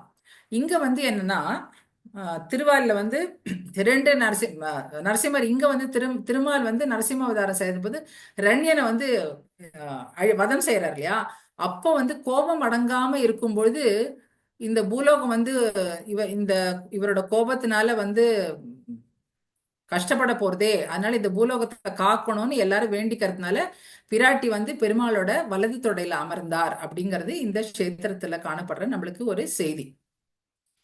திருமங்கை ஆழ்வாருக்கு முற்காலத்தவர் யாரு? குலசேகர ஆழ்வார். அவர் வந்து இந்த இந்த கஷேத்திரத்தை வந்து என்ன சொல்றாருன்னா, ஆலி நகருக்கு அதிபதியே அயோத்திய மரசே ராகவனே தாலேலோன்னு அவருடைய பாசுரங்கள்ல பாடுறார். அப்பனா என்ன தெரியறது? நம்ம குலசேகர ஆழ்வாருக்கு முன்னாடியே, அதாவது இந்த இந்த கஷேத்திரத்தினுடைய பழமை, அது எவ்வளவு பழைய கஷேத்திரம் அப்படிங்கிறது நமக்கு தெரியறது.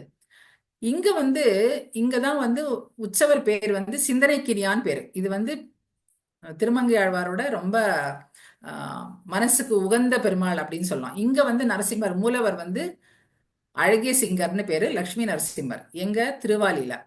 உற்சவர் பேரு திருவாலி நகராளன் அப்படின்னு பேரு. இங்க தாயார் பேர் வந்து இங்க வந்து பூர்ண மகரிஷி அப்படிங்கிறவர் வந்து தவம் பண்ணி அவருக்கு லக்ஷ்மி தாயாரா ஐ மீன் மகளா பிறந்து, அதனால அவருக்கு பூர்ணவல்லின்னு பேரு, அமிர்த கடவல்லின்னு பேரு. சோ இவதான் வந்து பெருமாள் அப்புறம் கல்யாணம் பண்ணிக்க போறா. இங்க தாயாருக்கு பேர் வந்து பூர்ணவல்லி. விமானம் வந்து அஷ்டாட்சர விமானம். இதுல வந்து ஒரு விஷயம் சொல்லணும் இங்க என்னன்னா, திருவாலியில லட்சுமி நரசிம்மன் நம்ம இன்னும் திருநகரிக்கு போல. இந்த திருவாலியில வந்து ஸ்தல புராணம் பிரகாரம் பார்த்தோம்னா கர்த்தம பிரஜாபதி, திருவாலி திருநகரி ரெண்டு கிட்ட, கர்த்தம பிரஜாபதியின் திரேதா யுகத்துல இருந்தார், பிரம்மாவோட புத்திரர். அவர் வந்து பெருமாள் கிட்ட தனக்கு மோட்சம் வேணும் அப்படின்னு கேட்டபோது பெருமாள் வந்து இப்ப நான் கொடுக்க மாட்டேன், இன்னும் கொஞ்ச நாள் ஆட்டும் காலம் தாழ்த்துறார். அவர் தான் வந்து திருப்பியும் வந்து திரேதா யுகத்துல வந்து, சத்தியுகத்துல கர்த்தம பிரஜாபதியா இருக்கார், திரேதா யுகத்துல வந்து உபரிசர வசு அப்படிங்கிறார். இந்த கதைக்குள்ள எல்லாம் நான் போல, அந்த பேரை மட்டும் வச்சுக்கோங்க. அப்பவும் பெருமாள் அவருக்கு கொடுக்கல. அவர் வந்து திருப்பியும் துவாபர யுகத்துல சங்கபாலன் அப்படின்னு அவதாரம் பண்றார். அப்பவும் திருப்பியும் தபஸ் பண்ணி பெருமாள் கிட்ட கேட்கிறார், எனக்கு வந்து மோட்சம் கொடு, இல்ல கலியுகத்துல தான் அப்படின்னு சொல்லிடுறார். இப்ப கலியுகத்துல அவர் தான் வந்து நீலனா ஆளிநாடனா பிறக்கிறார். இவருக்கு பெருமாளோட சாரங்கம் அம்சம்னு சொல்றோம். இப்ப எப்படி நம்ம நம்மாழ்வாருக்கு வந்து விஸ்வக்ஷேனரோட அம்சம், அப்புறம் ஒவ்வொருத்தருக்கும் பெருமாளோட ஒரு அம்சம் மட்டும் இல்லாம 2-3 அம்சங்களும் இருக்கும் சில சமயம். அதே மாதிரி திருமங்கை ஆழ்வாருக்கும் அவருடைய கதை பிரகாரம் பார்த்தோம்னா இவர் தான் அந்த கர்த்தம பிரஜாபதி தான் திருப்பியும் கலியுகத்துல நீலனா பிறக்கிறார் அப்படிங்கிறது நமக்கு சில செய்திகள்ல கிடைக்கிறது. இப்ப இங்க வந்து தாயார் என்ன பண்றா, நீ சத்தியுகத்திலேருந்து இவர் வந்து உன்னை வந்து தபஸ் பண்ணி உன்னை கேட்டுட்டே இருக்கார், நீ வந்து காலம் தாழ்த்திண்டே இருக்க இவருக்கு, அதனால இவருக்கு நீ கண்டிப்பா இந்த கலியுகத்துல நீ அவருக்கு கொடுக்கணும், அவர் விரும்பின அந்த வீடு பேரு மோட்சத்தை கொடுக்கணும் அப்படின்னு உடனே அவ தான் வந்து பூமியில வந்து அதே சமயத்துல இந்த பூர்ண மகரிஷி வந்து தபஸ் பண்ணதுனால அவருக்கு மகளா பிறக்கிறா. அவர் வந்து அவர் திருவாலியில இருக்கிற பெருமாளை கல்யாணம் பண்ணிக்கிறான். இங்கதான் நம்ம வந்து குமுதவல்லி நாச்சியார் வந்து வளர்க்கப்பட்ட இடம்னு கூட சொல்லப்படுது. இந்த திருவாலிங்கிற இடம் இதெல்லாம் பக்கத்துல தான். திருக்குறையலூர், அப்புறம் மங்கை மடம், திருவாலி, திருநகரி இதெல்லாம் கிட்ட கிட்ட இருக்கிற இடங்கள் தான். இங்கதான் வந்து குமுதவல்லியார் வளர்க்கப்பட்ட இடம் அப்படின்ற ஒரு செய்தி கூட நமக்கு கிடைக்கிறது. அப்போ இன்னொன்னு, தாயார் வந்து இங்க அமிர்தவல்லியா அந்த மகரிஷிக்கு மகளா பிறக்கிறார் அப்படின்னா இந்த இடம் வந்து திருவாலி வந்து அவளுக்கு பிறந்தகமா எடுத்து அவ யார கல்யாணம் பண்ணிக்கிறான்னு பார்த்தோம்னா அந்த தாயார் திருநகரியில இருக்கிற கல்யாண ரங்கநாதர் அப்படிங்கிற பெருமாளை கல்யாணம் பண்ணிக்கிறான். அது அவளுக்கு புக்ககம், புகுந்த வீடு. அதனாலதான் புகுந்த வீடும் பிறந்த வீடும் சேர்ந்து இருக்கணும்ன்றதுனால எப்போதும் அது திருவாலி திருநகரின்னு சொல்லப்படுறது அப்படின்ற இதெல்லாம் வந்து நிறைய வியாக்கியானங்கள்ல கேட்டு புத்தகங்களை படிச்ச போது கிடைத்த செய்திகள் உங்களோட பகிர்ந்துக்கிறேன். சோ திருவாலிக்கும் திருநகரிக்கும் நடுவுல இருக்கிற இடம் இருக்கு இல்லையா. இப்ப நம்ம வந்து என்ன பண்ணோம், திருமங்கை ஆழ்வார் வந்து ஆலிநாடனா இருக்கிறவன் கொள்ளையடிச்சு ததியாராதனை கைங்கரியத்துக்கோசரம் கொள்ளையடிச்சு பணம் எடுத்து பண்ணிட்டு வந்திருந்தான்னு பார்த்துட்டு இருக்கோம். இப்ப பெருமாள் வந்து இவருக்கு ஆட்கொள்ளணும். என்ன பண்றார், தேவராஜபுரம்னு திருவாலிக்கும் திருநகருக்கும் நடுவுல ஒரு இடம் இருக்கு. அந்த இடத்துக்கு பேரு வந்து வேதராஜபுரம்னு பேரு. அந்த இடத்துல பெருமாளும் தாயாருமா திருமண கோலத்துல வந்துட்டு இருக்கா. நகநட்டுகள் அப்படியே ஆபரண அப்படி என்ன சொல்றது, பூஷணி ஆபரண பூஷணி அப்படியே அவ்வளோ நகைகளோட வந்துட்டு இருக்கா பெருமாளும் பிராட்டியும். இது வந்து தாழ்வுதுவான் சொல்லிடுறான், இவன் இந்த மாதிரி ஒரு திருமண கோலத்தோட தம்பதி சமேதரா மாப்பிள்ளை பெண்ணு எல்லாரும் வந்துட்டு இருக்கா அப்படின்னு சொல்லிட்டு அந்த இடத்துல இவர் கொள்ளை அடிக்க போறார்.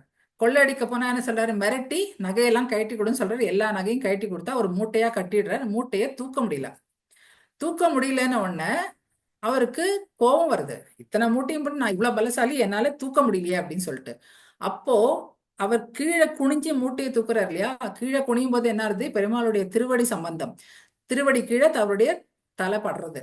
அப்புறம் காலில் இருக்கிற மெட்டி மாதிரி ஒரு விஷயம், அதை கயற்றத்துக்கு பல்லால கடிக்கிறார். அதுவும் முடியல. இவர் கீழே குனிஞ்ச உடனே இது ரெண்டு விஷயமும் முடியல உடனே இப்படி நிமிந்து பார்த்து பெருமாள்கிட்ட கேட்கிறார், என்ன மந்திரம் போட்ட சொல்லு, இவ்வளவு மூட்டை என்ன இவ்வளவு பலசாலி என்னால தூக்க முடியலையே அப்படின்னு உடனே, நீ கேட்கறதுக்கு தான் காத்துட்டு இருக்கேன், மந்திரம் தான் போட்டேன், அந்த மந்திரத்தை உனக்கு சொல்றேன் அப்படின்னா, எனக்கு அந்த மந்திரத்தை சொல்லுங்கிற, அந்த மந்திரத்தை நான் சொல்றேன் அப்படிங்கிறார். இங்க வந்து பக்கத்துல வந்து ஒரு அரச மரம்.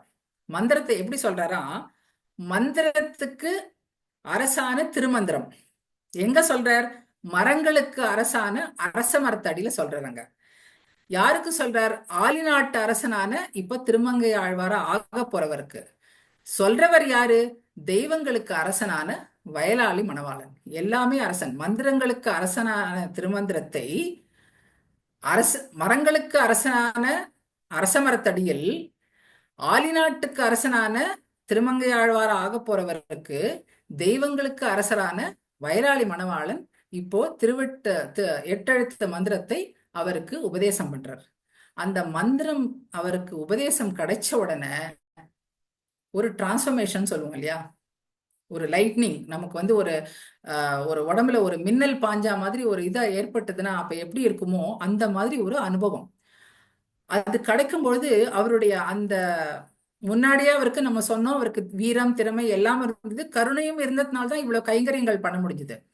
அப்ப இந்த பெருமாளோட அனுகிரகம் கிடைச்ச உடனே அவர் என்ன ஆடுறார், நீலனா இருந்தவர் ஆலிநாடனா இருந்தவர் இப்போ திருமங்கை மன்னனா இருந்தார். மங்கை மடத்துல அவர் பண்ணதுனால திருமங்கை மன்னனா இருந்தவர் இப்ப திருமங்கை ஆழ்வாரா பரிமளிக்கிறார். இந்த சமயத்துலதான் அவருக்கு வந்து அவர் வந்து மிடுக்கோட கேட்கற இல்லையா, அவர் மிடுக்க பார்த்த உடனே வயலாளி மணவாளன் கொடுத்த பேர் தான் கலியன்கிற பேர். கலியனோ எவ்வளவு மிடுக்கோட அவர் தன்னை கேட்கிறாருன்னு பெருமாள் வந்து உகக்கிறாராம் தன்னோட அடியவரை பார்த்து. அவரே தானே விரும்பி வந்து இவரை ஆட்கொள்ளணும்னு திருப்தி பண்ணிக்கொள்ளணும்னு வரார் இல்லையா. அப்பதான் முதல் பாட்டு அந்த நம்ம பெரிய திருமொழியில பார்த்தோம்னா ஃபர்ஸ்ட் முதல் 10 அந்த அஷ்டாட்சர மந்திரோபதேசம் கிடைச்ச உடனே அந்த முதல் 10 வந்து அஷ்டாட்சர மந்திரத்தோட சிறப்பு தான். வாடினேன் வாடி வருந்தினேன் மனத்தால் பெருந்துயர் இடும்பையில் பிறந்து கூடினேன் கூடி இளையவர் தம்மோடு அவர் தரும் கலவியை கருதி ஓடினேன் ஓடி உய்வதோர் பொருளால் உணர்வெனும் பெரும் பதம் தெரிந்து நாடினேன் நாடி நான் கண்டு கொண்டேன் நாராயணா என்னும் நாமம் அப்படிங்கிறார். இங்க ஒரு ஐதீகம் சொல்வா, ஏன் வந்து நாராயணாங்கிறது திருமந்திரம் தானே, ஏன் நாமம்னு சொல்றார் அப்படின்னு. இதுக்கு நமக்கு பூர்வாச்சாரியார்களோட சம்பாஷணைகள்ல நமக்கு கிடைக்கிற செய்தி என்னன்னா, இப்போ மந்திரம்ங்கிறதுக்கு வந்து அதை சொல்றதுக்கு ஒரு தகுதி வேணும், ஒரு காலகட்டம் இதெல்லாம் இருக்கு. ஆனா நாமம்னு சொன்னோம்னா அதுக்கு வந்து இவாதான் சொல்லணும், இந்த குலத்தவர்கள் தான் சொல்லணும், இந்த நேரத்துல தான் சொல்லணும் அப்படிங்கிற அந்த கால வரையறையோ இல்லைன்னா குலவரையறையோ எந்த இதுவும் கிடையாது. பகவானோட திருநாமத்தை எந்த காலத்திலையும் எப்பொழுதும் யார் வேணாலும் சொல்லலான்னு. இதையே தான் வந்து ஆண்டாள வந்து உத்தமர் பேர்பாடி அப்படின்னு ஓங்கி உலகளந்த உத்தமன் பேர்பாடி அப்படின்னா பகவானோட நாமத்தை சொல்றது வந்து அவ்வளவு விசேஷம், அதுக்கு அவ்வளவு என்ன சொல்றது, அதுக்கு அவ்வளவு அது ஏற்றம் கூட அதுக்கு. அதனால அவர் வந்து நாடினேன் நாடி நான் கண்டு கொண்டேன் நாராயணா என்னும் நாமம்னு சொன்னார், நாராயணா என்னும் மந்திரம்னு சொல்லலைன்னு நமக்கு பூர்வாச்சாரியார்களுடைய வியாக்கியானத்துல இருந்து இது ஒரு சின்ன ஐதீகம் கிடைக்குது. இந்த மாதிரி நம்ம திருமங்கையாளரோட பாசுரங்களை பார்த்தோம்னா நிறைய ஐதீகங்கள் அப்படியே கொட்டி கிடக்கிறது. ஆனா நமக்கு நேரம் கிடையாது அதெல்லாம். இப்ப நம்ம வந்து சிம்பிளா சில விஷயங்களை மட்டும் அனுபவிக்கலாம். சோ இங்க வந்து அவருக்கு இந்த மந்திரோபதேசம் கிடைச்ச உடனே அவர் வந்து என்ன பண்றாரு, முதல் ஃபர்ஸ்ட் அஷ்டாட்சர சிறப்போட அந்த 10 பாட்டை பாடுறார். அதுக்கப்புறம் என்ன பண்றாரு, அடுத்த 10 பார்த்தேன்னா திருவ திருப்பிரீதி பாடியிருப்பார், திருவ சாலக்கிராமம், அதுக்கப்புறம் வந்து நைமிசாரண்யம், சிங்கவேல் குன்றம்னு நார்த்திலேருந்து அப்படியே இறங்கி போயிட்டு இருப்பார். இப்ப மத்த ஆழ்வார்கள் பாசுரங்கள் எல்லாம் பார்த்தோம்னா இங்க ஒரு திவ்ய தேசம் பாடியிருப்பா, அங்கேருந்து இன்னொரு திவ்ய தேசம் பாடியிருப்பா. இவரோட பெரிய திருமொழி பாடல்களை பார்த்தோம்னா ஒரு மேப் போட்டு நம்ம அப்படியே டிராவல் பண்ணிட்டு வந்துடலாம். அனுயாத்திரைன்னு சொல்றா இல்லையா, ராமயானு யாத்திரை அப்படிலாம் பிளான் பண்ணுவது. திருமங்கை ஆழ்வாரோட யாத்திரை கூட அவர் எங்கேருந்து ஆரம்பிச்சாரோ திருவ அந்த நார்த் அந்த அங்கேருந்து இமயத்திலேருந்து கிளம்பி இருங்கடல் வரை அப்படிங்கிற மாதிரி நார்த்திலேருந்து அந்த மலை முகட்டிலேருந்து ஆரம்பிச்சு இங்க கடல் வரைக்கும் எல்லா இடமும் ஓடி ஓடி அவருடைய குதிரைக்கு பேரு ஆடல்மா குதிரைன்னு பேரு. அந்த மாதிரி ஓடி ஓடி அந்த குதிரையில அவர் எல்லா திருத்தலங்களையும் திவ்ய தேசங்களையும் பெருமாளெல்லாம் மங்களாசாசனம் பண்ணிட்டு போறார். இவர் வந்து பாடின இங்க வந்து 3 நரசிம்மரை சேவிப்போம். இந்த இப்போ நான் சொன்னேன் இல்லையா 5 நரசிம்மர், திருக்குறையூர்ல உக்ர நரசிம்மரை சேவிச்சோம், மங்கை மடத்துல வீர நரசிம்மரை சேவிச்சோம், திருவாலியில லக்ஷ்மி நரசிம்மர், திருநகரில 2 நரசிம்மர் இருக்கார், யோக நரசிம்மர் ஹிரண்ய நரசிம்மர் அப்படின்னு 2 சன்னதி இருக்கு திருநகரில. சோ இது மொத்தம் பஞ்ச நரசிம்ம கஷேத்திரம் அப்படின்னே பேரு. இங்க வந்து அமிர்தவல்லி தாயார்னு பார்த்தோம், தாயாருக்கு அவ வந்து திருநகரில இருக்கிற பெருமாளை கல்யாணம் பண்ணிக்கிறா. அதனால இது வந்து திருவாலி திருநகரி, தாயாருக்கு இது பிறந்த இடம், அது புகுந்த ஊர், இதெல்லாம் பார்த்துட்டோம். இங்க இருக்கிற 2 நரசிம்மரையும் நம்ம சேவிச்சுட்டோம். இதுக்கு அடுத்தது நம்ம எங்க போவோம் அப்படின்னா, அடுத்தது இந்த வேதராஜபுரம்னு சொன்னேன் இல்லையா, வழிப்பறி பண்றாரு அப்படின்னு சொல்லிட்டு, அந்த வேதராஜபுரம்ங்கிறது வந்து இப்போ திருமணம் கொல்லை. ஏன்னா அங்கதானே வந்து பகவான் வந்து தாயாரும் பெருமாளுமா திருமண கோலத்துல வரா இல்லையா, அந்த இடத்துக்கு பேர் திருமணம் கொல்லைன்னு. இதை வந்து எப்படி அனுபவிக்கிறாருன்னா மணவாள மாமணிகள், ஈதோ திருவரசி ஈதோ திருமணம் கொல்லை ஈதோ எழிலாளி என்னுமோர் ஈதோ தான் வெட்டுங் கலியன் வேல் காட்டி நெடுமாலை எட்டெழுத்தும் பெற்ற இடம் அப்படின்னு அனுபவிக்கிறாராம். சோமாசி ஆண்டான்னு ஒரு ஆச்சாரியன், அவர் எப்படி பண்றாருன்னா, இவர் எப்படி அந்த மந்திரத்தை திருமந்திரத்தை பெற்றார் அப்படிங்கிறதுக்கு, மாலை தனியே வழிப்பறிக்க வேணுமென்னு கோலி பதிவிருந்த கொற்றவனே வேலை அனைத்தருளும் கையால் அடியேன் வினையை துணித்தருள வேணும் துணிந்து அப்படின்னு அவர் வந்து அனுபவிக்கிறார். அதாவது இவர் வந்து எப்படி இந்த மந்திரத்தை பெருமாள் கிட்ட இருந்து பெற்றார் அப்படிங்கிறது. அடுத்தது கலியனுக்கு என்ன, நம்ம இதெல்லாம் பார்த்தோம். அடுத்த கஷேத்திரம் என்ன சேவிக்க போறோம்னா, இவருக்கு சொன்னேன் இல்லையா கையில வேல் கிடைச்சது அப்படின்னு சொல்லிட்டு, அது எந்த இடம் அப்படின்னு பார்த்தோம்னா, நமக்கெல்லாம் ரொம்ப தெரிஞ்ச இடம் காழி ஸ்ரீராம விண்ணகரம் அப்படிங்கிறது சீர்காழி. இவர் அதுக்கப்புறம் பெருமாளோட அனுகிரகம் கிடைச்சது, திருமந்திர உபதேசம் கிடைச்சது, தான் பண்ண வேண்டிய ததியாராதன கைங்கரியம் பண்ணி முடிச்சார், குமுதவல்லியும் திருமணம் பண்ணிண்டார். இப்போ கஷேத்திரமா இவர் வந்து எல்லா திவ்ய தேசங்களுக்கும் ஓடினேன் ஓடிங்கிற மாதிரி ஓடி ஓடி சேவிக்கிறார் பெருமாளை அவரோட குதிரையில.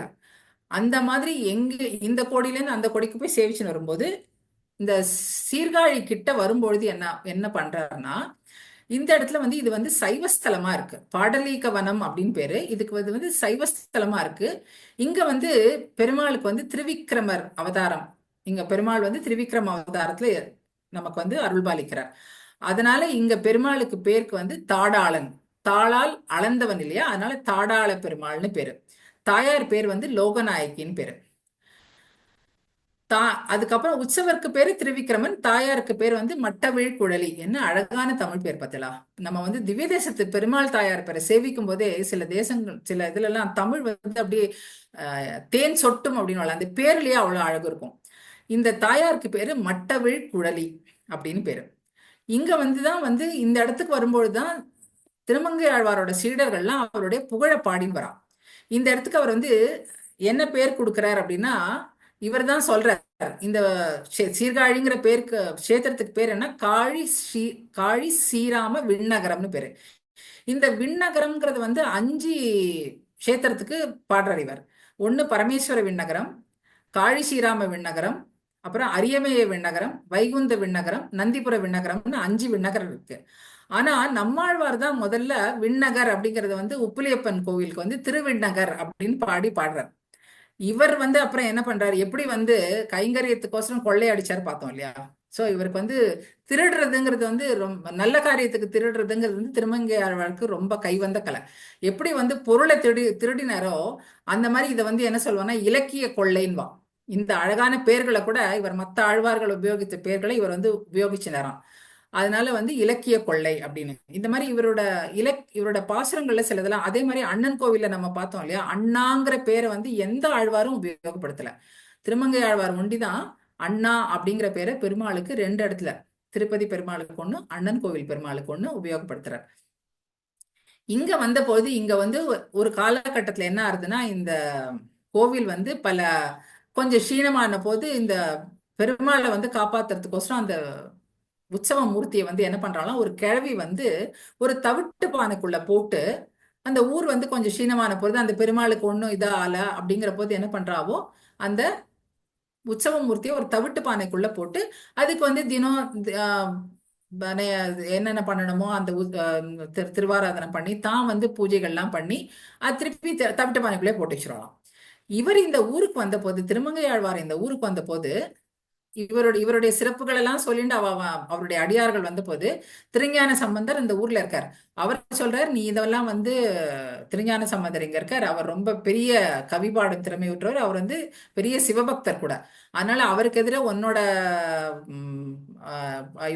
உன்னோட தலைவரோட புகழெல்லாம் நீ சொல்லக்கூடாது அப்படின்னு சொன்னோடனே இவர் வந்து இவா 2 பேருக்குள்ள ஒரு வாத போர் ஏற்படுறது. இவா 2 பேரும் ஒருத்தருக்கு ஒருத்தர் சந்திச்சுக்கும் போது, இப்படி உன்னை எல்லாரும் வந்து 4 கவி பெருமாள் அப்படின்லாம் சொல்றாளே அப்படின்னு இருக்கும் பொழுது, 4 கவினா தெரியும் உங்களுக்கு, மதுர கவி, விஸ்தார கவி, சித்திரக்கவி, ஆசு கவி அப்படின்னு சொல்லிட்டு.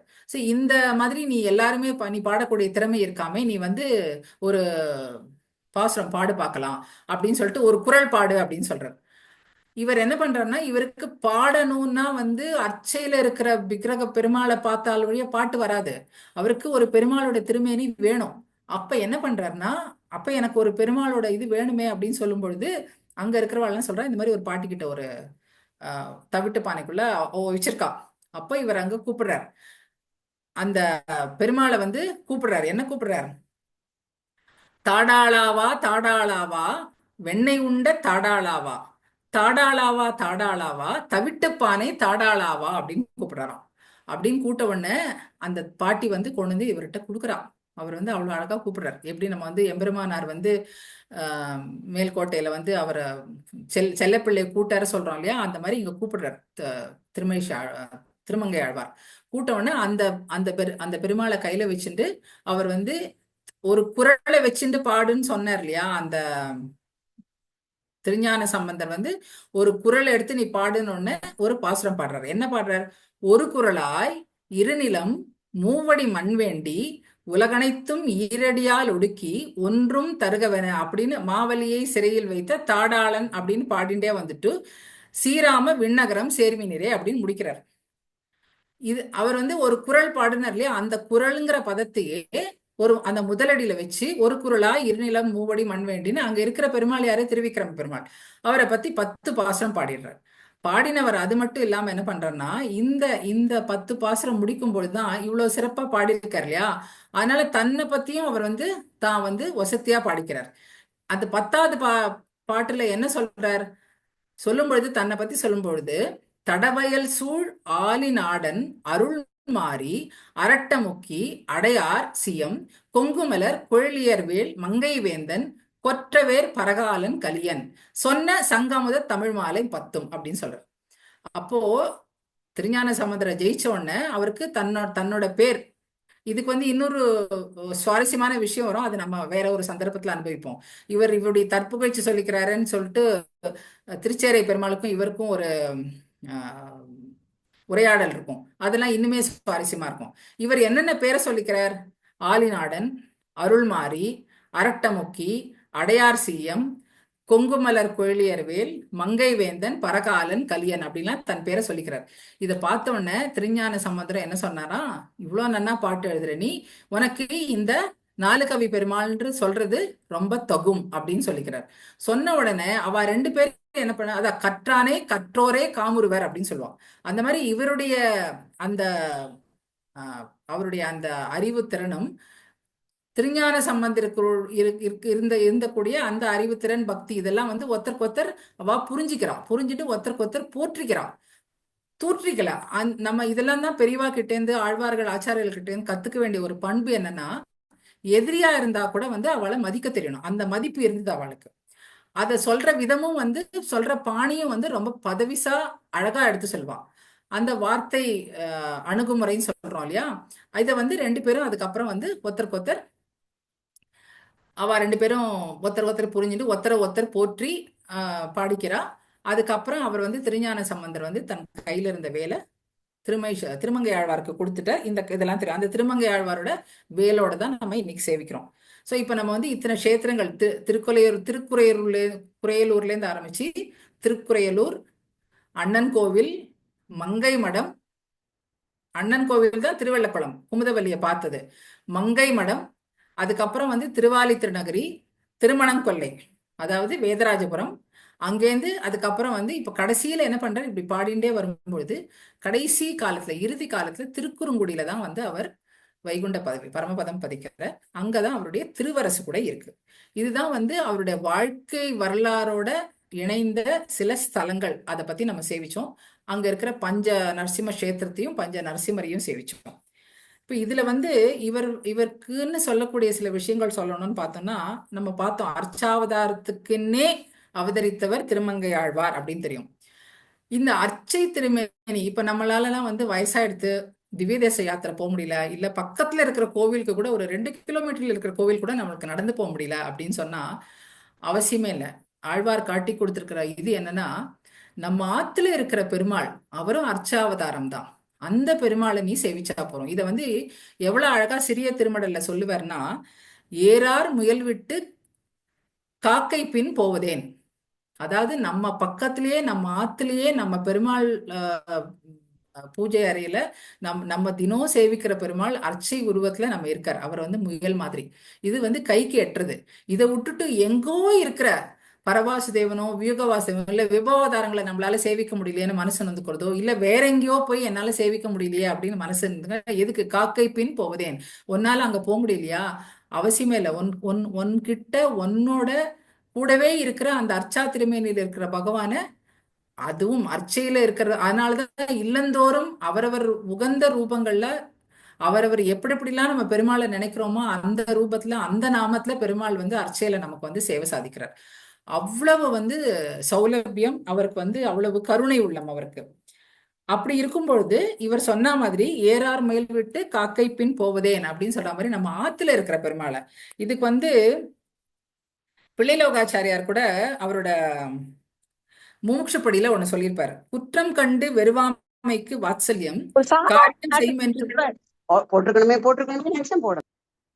துணிகைக்கு சுவாமித்யம், சுவாமித்யம் கண்டு அகலாமைக்கு சௌசீல்யம், கண்டு பற்றுகைக்கு சௌலபியம், விரோதியை போக்கி தன்னை கொடுக்கைக்கு ஞான சக்திகள்னு சொல்லிட்டு இந்த சௌலபியம்னு சொல்றாரு இல்லையா, கண்டு பற்றுகைக்கு சௌலபியம். பெருமாளை பார்த்தோன்னே நம்ம நம்ம நம்ம கைக்கு எட்டுற மாதிரி நம்ம எந்த நாமத்துல கூப்பிடுறோமோ எந்த ரூபத்துல கூப்பிடுறோமோ அப்படி இருக்கிறார். அந்த சௌலபியத்துக்கு, இங்கு சொன்ன சௌலபியத்துக்கு எல்லை நிலம் எதுன்னு காமிக்கிறாருன்னா அர்ச்சாவதாரம் அப்படிங்கிறார். அதனால அர்ச்சையில பெருமாள் வந்து கோவில்ல மட்டும் இல்ல, நம்ம ஆத்துலயும் நம்ம ஆத்து பூஜை அறையிலையும் கூட அவர் வந்து இருக்காரு. வயசான காலத்துல எங்கேயும் போக முடியலையா, இல்ல ஏதோ ஒரு காரண காலகட்டத்தினால நம்மளால போக முடியலையா, கவலைப்படவே வேண்டாம். இவர் நமக்கு வந்து திருமங்கை ஆழ்வார் வந்து அவர் ஊர் ஊரா போய் அவர் குதிரை வச்சுன்றதுனால எல்லா திவ்ய தேசங்களையும் போய் மங்களாசாசனம் பண்ணார்.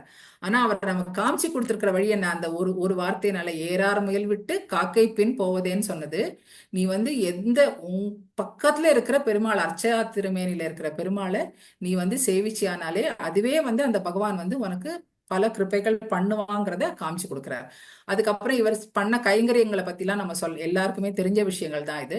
இங்க இருக்கிறவாள்லாம் வந்திருக்கவாள்லாம் வந்து நிறைய பேர் வந்து நல்ல படித்தவர்கள், ஞானஸ்தர்கள், விஷய ஞானம் உள்ளவர்கள். இதெல்லாம் நான் வந்து ஒரு சின்ன குழந்தை பேசுற மாதிரி தான் நான் இப்ப பேசியிருக்கேன்னு சொல்லணும். ஏதோ சில விஷயங்கள் நான் தெரிஞ்சின்றது கேட்டுன்றது மூலியமா சிலதை இன்னைக்கு பகிர்ந்துட்டேன், அவ்வளவுதான். அதனால ஸ்ரீரங்கத்தை பொறுத்த வரைக்கும் அவர் வந்து நிறைய கைங்கரியங்கள் பண்ணியிருக்கார். சப்த பிராகார மத்தியன்னு 7 பிராகாரத்துல வந்து ஒரு பிராகாரமே வந்து ஆலிநாடன் அமர்ந்துரையும் வீதினே பேர் அதுக்கு. அதே மாதிரி இன்னொரு முக்கியமான விஷயம் என்னன்னா, ஸ்ரீரங்கத்துல நமக்கு வந்து ஸ்ரீரங்கம்னு உடனேயே நமக்கு வந்து தெரியும் ஆஹ் வைகுண்ட ஏகாதசி உற்சவம் அத்தியன உற்சவம் தானே. அந்த அத்தியன உற்சவத்தை ஆரம்பிச்சு வச்சவரே திருமங்கை ஆழ்வார் தான். அவருக்கு நம்மாழ்வாரோட பாசுரங்களை வந்து பெருமாள் கேட்கணும், ஸ்ரீரங்க பெருமாள் கேட்கணும் அப்படிங்கறதுனால 10 நாள் உற்சவம் அத்தியன உற்சவத்தை ஆரம்பிச்சு வச்சவர். அன்னைக்கு அந்த காலத்துல 10 நாள் உற்சவம் தான் ஆரம்பிச்சு வச்சார். இப்போ அது வந்து அந்த அத்தியன உற்சவம் வந்து வைகுண்ட ஏகாதசி இதையும் சேர்த்து பகல் 10 ராப்பத்துன்னு 21 நாளா. இந்த இந்த இதுக்கு மேல நான் இதை எலாபரேட் பண்ணல, ஏன்னா இந்த விஷயங்கள்லாம் வந்து எல்லாருக்குமே வந்து தெரிஞ்சிருக்கும். உற்சவங்கள்னு பார்த்தோம்னா இது ஒண்ணு. அடுத்தது அவர் வந்து கொள்ளையடிச்சார்னு பார்த்தோம் இல்லையா, குதிரையில போய் வந்து அந்த இது அந்த அதை வந்து இன்னைக்குமே வந்து அந்த திருமணம் கொள்ளைன்ற இடத்துல வேடுபரி உற்சவம்ங்கிறது வந்து ரொம்ப சிறப்பா இன்னைக்கு கூட வந்து அங்க நடந்துட்டு இருக்கு. அது வந்து நமக்கு ஞாபகம் வச்சுக்கணும்னா வந்து எல்லாரும் சொல்ற மாதிரி பங்குனி உத்தரத்துக்கு முதல் நாள் இங்க வேடுபரி உற்சவம் நடக்கும். அது வந்து ரொம்ப இது. அதே மாதிரி திருநாங்கூர் திவ்ய தேசங்கள் எடுத்தோம்னா 11 கருட சேவை. இந்த மாதிரி ஒரு ஒரு ஊருக்கு வந்து அந்தந்த ஊருக்கான சிறப்பான உற்சவங்கள் இருக்கு. பல உற்சவங்கள் வந்து திருமங்கை ஆழ்வார் காரணம் அவர் ஏற்படுத்தி வச்சார். அது இன்னைக்குமே வந்து அந்தந்த திருத்தலங்கள்ல வந்து நடந்துட்டு இருக்கு. அதே மாதிரி ஸ்ரீரங்கத்துல திருமங்கை ஆண்டான் படித்துறை அப்படின்னு ஒரு இது இருக்கு. எல்லாருக்குமே வந்து அந்த கடைசி காலத்துல அவருடைய காரியங்கள்லாம் நடத்துக்கிறதுக்கு அதுக்கும் அவர் தான் ஏற்பாடு பண்றது. எங்க ஸ்ரீரங்கத்துல வந்து அவர் ஏற்பாடு பண்றார். இத்தனை விஷயங்கள் பண்ணி இத்தனையும் நமக்கு காட்டி கொடுத்த இந்த திருமங்கை ஆழ்வார் வந்து நம்ம வந்து எது தெரிஞ்சினாலும் தெரியலனாலும் ஒரே விஷயம் நமக்கு இன்னைக்கு கையளவு நெல்லிக்கனி போல இருக்கிறது என்னன்னா, நம்ம ஆத்துல இருக்கிற பெருமாள் அர்ச்சாவதார சௌலபியத்துக்கு எல்லை நிலம் அர்ச்சாவதாரம் சொல்ற மாதிரி அந்த அர்ச்சாவதார பெருமாள் வந்து நம்மளுடைய நம்ம எப்போது இருக்காரு அந்த பெருமாளை நம்ம வந்து தினம் அவருக்கு பட்னி போடாம, இந்த கோவில்கள் எல்லாம் போட்டு ஆத்து பெருமாளை கவனிக்கலைன்னா ஒண்ணும் லாபம் இல்லை. அதனால ஆத்துல இருக்கிற பெருமாளை, அந்த அர்ச்சையில இருக்கிற அந்த திருமேனியில இருக்கிற அந்த பெருமாளை நம்ம வந்து ஆராதனை பண்ணிட்டு அவரோட நம்ம பேசி அவரோட நம்ம குலாவி இருந்துட்டோம்னா அதை விட பெரிய பாக்கியம் நமக்கெல்லாம் கிடைக்கல. இதுக்கு வந்து நம்ம எங்கேயுமே போக வேண்டாம். இந்த பாக்கியம் நமக்கு எல்லாருக்குமே இந்த பாக்கியம் கிடைச்சிருக்கும். அதை வந்து நம்ம கரெக்டா புரிஞ்சுட்டு அதுக்கு ஒரு விளக்கொளி மாதிரி அதை நமக்கு காமிச்சு கொடுத்துட்டு போயிருக்கார் திருமங்கை ஆழ்வார். ஒரு ஒரு ஆழ்வார்கிட்ட இருந்து கத்துக்கிறது ஒரு விஷயம் சொல்ற மாதிரி இந்த ஆழ்வார் நமக்கு காமிச்சு கொடுத்துருக்கிறது அர்ச்சாவதார திருமேனி எவ்வளவு உயர்ந்தது அப்படின்னு காமிச்சு கொடுத்துருக்காரு. இப்படிப்பட்ட திருமங்கை ஆழ்வார் வந்து வலந்திகழும் குமுதவல்லி மணவாளன் வாழியே, வாட்கலியன் பரகாலன் மங்கையர்கோன் வாழியே, வாழி வாழி வாழியன்னு அவருடைய திருவடிகளுக்கு பல்லாண்டு பாடி இந்த வாய்ப்பு கொடுத்த ஹயவதனா ஸ்கூல் ஜனனிக்கும் இங்கு வந்து கேட்டு இவ்வளவு பொறுமையோட கேட்டிருந்த இத்தனை நல்ல உள்ளங்களுக்கும் அவளோட திருவடி தாமரைகளுக்கு பல்லாண்டு பாடி என்னுடைய நன்றியை தெரிவித்துக் கொள்கிறேன்.